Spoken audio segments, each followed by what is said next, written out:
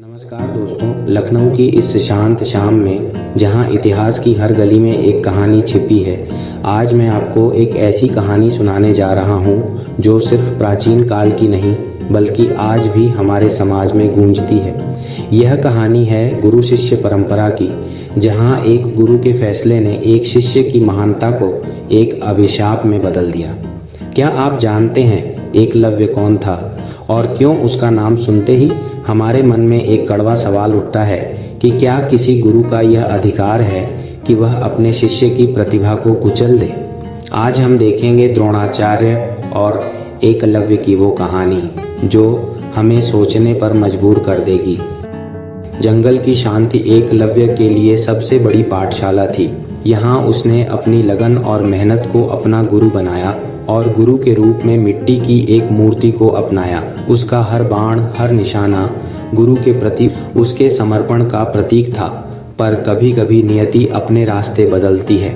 अचानक एक कुत्ते के जोर जोर से भौंकने की आवाज से जंगल की शांति भंग हो गई। एकलव्य का ध्यान टूट रहा था, पर उसने उस बाधा को भी अपनी कला का हिस्सा बना लिया।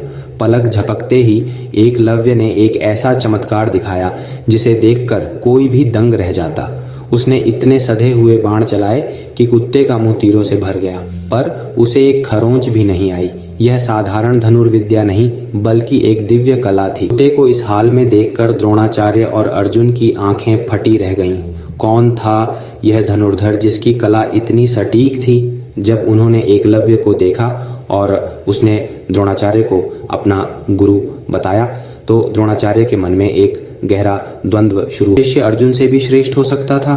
कुत्ते को इस हाल में देखकर द्रोणाचार्य और अर्जुन की आंखें फटी रह गईं।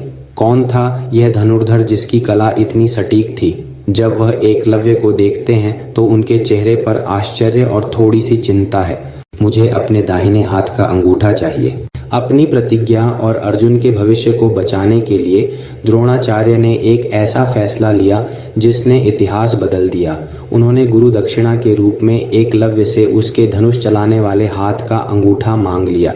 यह एक शिष्य की परीक्षा नहीं बल्कि उसके भविष्य का अंत था। बिना किसी सवाल के, बिना किसी हिचकिचाहट के एकलव्य ने अपनी सर्वोच्च कला का बलिदान कर दिया। गुरु की आज्ञा उसके लिए उसके जीवन से भी बढ़कर थी। उसने सिर्फ एक अंगूठा नहीं दिया बल्कि उसने गुरु शिष्य परंपरा में एक ऐसा अध्याय लिख दिया जहां गुरु की महिमा पर हमेशा सवाल उठेंगे।